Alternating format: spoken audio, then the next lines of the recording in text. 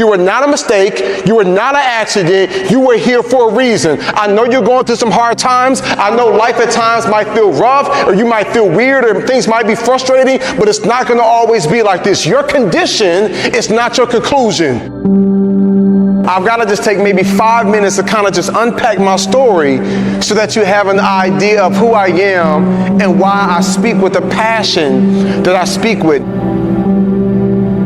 There was a time when I was in a really dark place. You know, my mom had me when she was 16 years old. I grew up without my biological father in my life.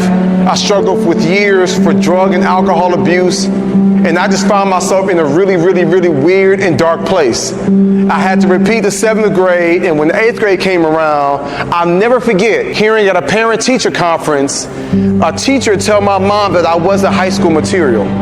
And I came to tell you that words are powerful. And when I heard that statement, I remember feeling like, wow, you know, like I am really, really a failure, you know? Like it's one thing to tell a student, hey, okay, you're about to graduate from high school, you're not college material, you're not gonna go to an Ivy League, maybe you should go to a tech school. Like I've heard that, right? Like different people have different paths. But how do you tell middle school kids that they're not ready for high school? Like it affected me. And I'll never forget going that next year, and after a series of events, a lot of fighting, a lot of struggling, that school ended up kicking me out. They got all bent out of shape because I cut the electricity off.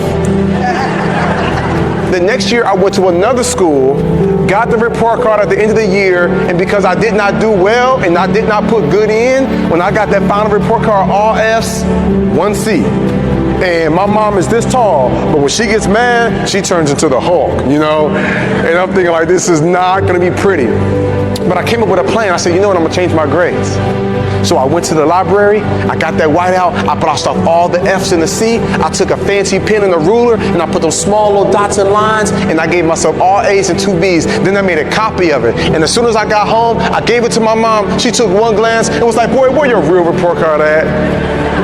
I said, Mom, let me explain. She said, no, I don't want to hear it. I know what happened. I said, you do? She said, yes. You probably lost it, how you always lose stuff, and you went to the office and they had to make a copy of theirs on file. I said, yo, you be knowing, Mama. She's like, I'm like, you know everything. She's like, I know. But at the end of that summer, when my real report card came in, it was really rough. I'll never forget, like, when I first tricked my mom and she saw it, she was like, I'm so proud of you. She started crying. I even got emotional. I was like, I told you, Mom, I'm gonna make you proud. She hugging me, I'm hugging her. We got like a breakthrough. And you're probably wondering, like, Jeremy, why were you crying? Like, you know you didn't really earn all A's and 2 B's. Well, for the first time in a long time, I didn't feel like a failure. Like I actually felt successful, like worthy, like I felt like I was good enough. And so that was a bit of an emotional moment. But it wasn't real because I didn't really earn those grades. Now when my school sent my real report card home and my mom saw it, she was in denial. My baby made A's and B's. So she called the school.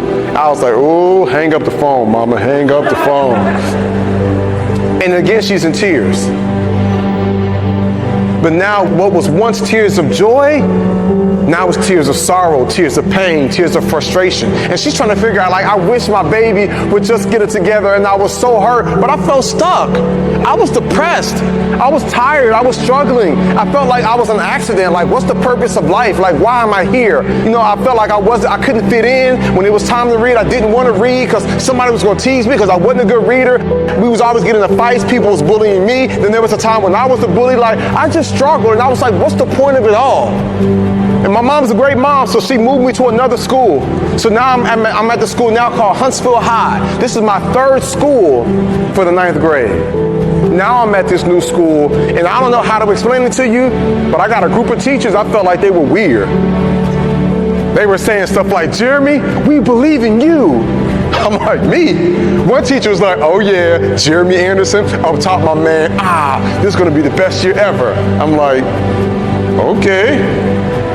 One teacher, I had to ask him, I was like, wait a second, y'all are way too enthusiastic. Did y'all get my transcripts? Like, y'all got the right Jeremy? They was like, yep, we got the right Jeremy, but you're in a new season now. so you don't have to worry about the past. I was like, yeah, but you do know about last year? Yep. I said, you know, this is my third school day. It was like, we're not worried about that again, Jeremy. You're in a new season now. So let's not bring old things into a new season. And they began to speak life to me. They began to encourage me. They began to affirm me. And because I was young and I was immature, I kind of felt like, well, you don't really understand my story. You don't come from where I come from. And I'll try to build a wall up. But you know what knocked that wall down? It's love. You know what knocked that wall down? It was perseverance. You know what knocked that wall down? It was like unwavering commitment and support. And I realized you can be black, white, purple, blue, green. We need each other. And if you're showing up because you believe in me and you see great things inside me, like maybe, just maybe I could do great things. Your mindset, your belief system is everything. And it is so powerful. And so I came all the way from Atlanta, Georgia to tell you, you were not a mistake. You were not an accident. You were here for a reason. I know you're going through some hard times. I know life at times might feel rough, or you might feel weird, or things might be frustrating, but it's not going to always be like this. Your condition is not your conclusion. There is so much more that's going to take place. There is so much more power that's inside you. If you make up in your mind, I choose to believe that I can do great things. And I promise you, my young friends, I got to a point in life when I was like, man, I got these teachers, they must really care. Like when you start having teachers that get diagnosed with cancer, but they still show up to school. One of my teachers had arthritis so bad, she couldn't even write on the chalkboard. Other teacher was going through a divorce. Another one that just buried her child. I'm looking at all these teachers that's going through life just like you, just like me, but they kept showing up. So something inside my brain said, maybe I am worth it. Something inside me said, maybe I can do great things. For them to jump through all these hoops and go out of their way to kind of connect with me, for them to make these sacrifices, maybe it is possible for me. It's the same way with you. Sometimes I go back to like being that little boy in the hallway that ever heard that teacher tell my mom that I wasn't high school material. Then I have to remind myself like, no. That's not true. I am that. I can do that. I can achieve that. Sometimes I have to remind myself, what am I telling you? Like life can be hard, life can be rough, but there's something special.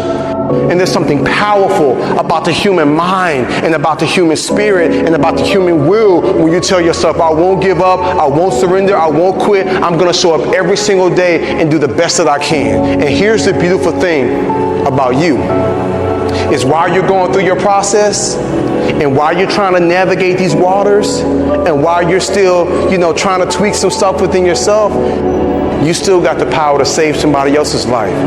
You got the power to speak up for others. You got the power to be the voice of reason for someone who might be on the verge of doing something they shouldn't do. You have the power to brighten somebody's day. Your words are powerful. Your energy is powerful. And so I don't want you all to think that you have to have it all together and everything for you has to be perfect in order for you to be a leader. No. You can make an impact. You can make a difference. You can save somebody's life right now by you just being unapologetically you and you walking in that calling and you speak life and you affirm and you let others know I see you and I'm with you and I got your back and you're not by yourself and I will hold your hand as you go throughout this journey. And even though I'm struggling, I don't mind fighting on behalf of you and we're going to figure this thing out together. Key word, together. We're going to figure this thing out together. There's something beautiful about us having that mindset of us being together. You know what I'm saying? Not black, white, Asian, Hispanic, not Republican, Democrat, independent, not gay or straight, not like male or female, like us coming together saying, man, we are human, we are here. And I believe that there is more that makes us together. There is more than we have in common than we have that's not in common. And I believe that our differences is what makes us so doggone amazing. Our differences. Think about that, right? Like there is so many amazing things and there are so many different amazing personalities and there is nobody else on this planet exactly like you. So I believe then we make a decision to say, you know what, we will come together as a people. We will come together as a nation. We will come together as a state. We will come together as a city. We will come together as a district. We will come together as a school. We will come together as a grade. We will come together as a class, and we will value each other. We will speak life to one another, and we will help each other go to that next level.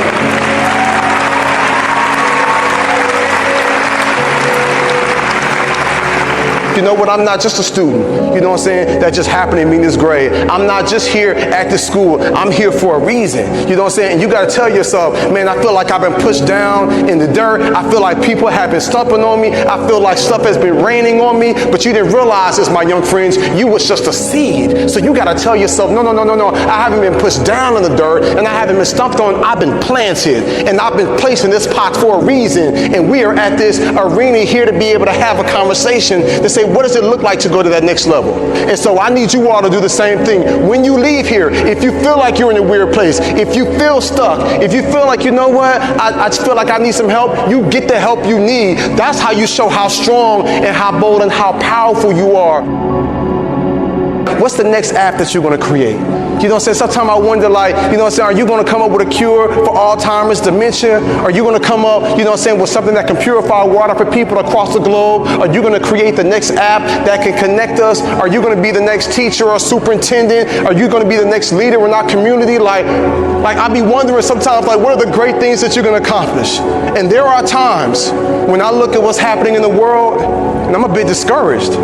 I got a 7-year-old daughter and a 1-year-old baby boy. Sometimes I look at the crazy stuff that's happening in this world, and I'm like, man, what kind of world am I raising my kids in? But then I'm encouraged because I get to come to events like this, and I get to look in your faces and connect with you, and I have no doubt that there's great things inside you, and that you're going to experience some amazing things inside your life if you make a decision to say, I'm going to speak up, I'm going to stand up, I'm going to save a life. If you tell yourself, I will be a leader. If you tell yourself, I'm going to show up every single day at my school, and I'm going to go above and beyond, because there are some kids in some different countries, in some different places, that wish they had the opportunity to be at my school, to have floors and lights, you know what I'm saying, and screens and technology.